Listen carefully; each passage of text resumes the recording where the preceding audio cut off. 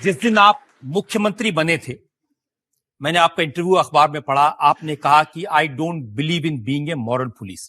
मैं कोई नैतिकता के बंधन समाज पर नहीं लगाना चाहता, लेकिन सुप्रीम कोर्ट कह रही है कि रात को बार खोल दो, बार गर्ल्स को डांस करने दो। आप कह रहे हैं ये नहीं हो सकता। देखिए, 2004 में हमारी विधानसभा ने एक मत से फैसला किया था कि डांस बार बंद किए जाए। उसका कारण यह था कि उस समय जो सारी परिस्थितियां थी, उन परिस्थितियों में लगातार क्राइम बढ़ रहा था, उसका दुरुपयोग हो रहा था। वहां पर नशीली दवाओं के अड्डे बन गए थे, वहां पर बहुत बड़े पैमाने पर क्रिमिनल्स जाते थे और विशेषतः युवा पीढ़ी के साथ वहां पर अलग अलग प्रकार की चीजें होती थी। और इसके ऊपर काफी विचार होने के बाद हमारी विधानसभा ने एक मत से यह प्रस्ताव पास किया कि इसको बंद करना चाहिए। उसके बाद वो हाई कोर्ट, सुप्रीम कोर्ट तक चला। सुप्रीम कोर्ट ने उसमें कहा कि आपका कानून तो ठीक है, लेकिन इसमें आपने डिस्क्रिमिनेशन किया है।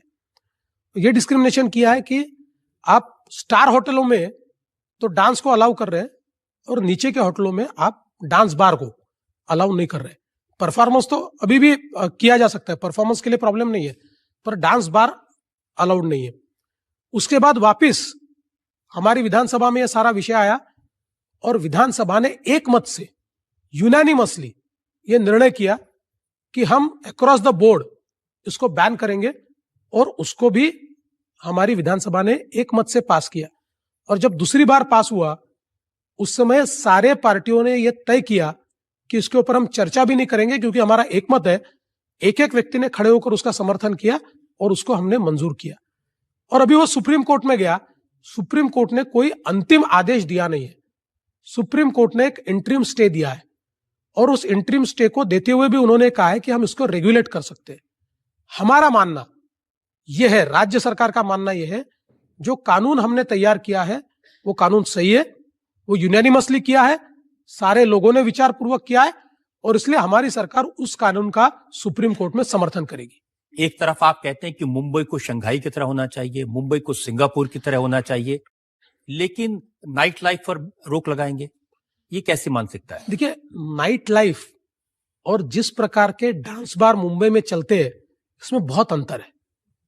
और मैंने दुर्दैव से ये बात कहनी नहीं चाहिए, पर जैसे वहां अच्छी लड़कियां भी, उनका भी जो इंटरव्यू हमने देखा, तो वो भी दुर्दैव से वेश्यावृत्ति की ओर जाती हुई दिखाई पड़ी। और इतने घर इसमें उद्ध्वस्त हुए।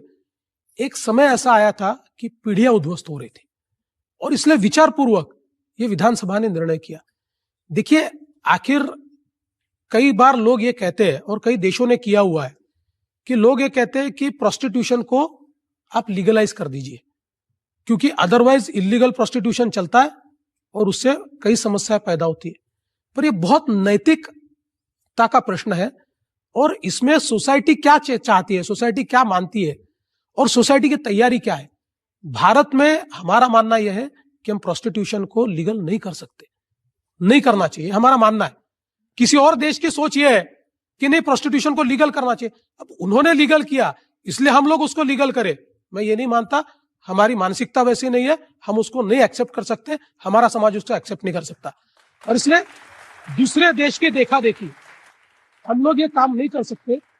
जिन्होंने मुंबई के डांस बार को और उससे होने वाले जिस प्रकार से परिवार समाप्त हुए, इसको पास से उस विभीषिका को जिन्होंने देखा है, वो सारे लोग इसका समर्थन करते हैं। और इसलिए महाराष्ट्र में आप देखिए, इसके खिलाफ कौन गया?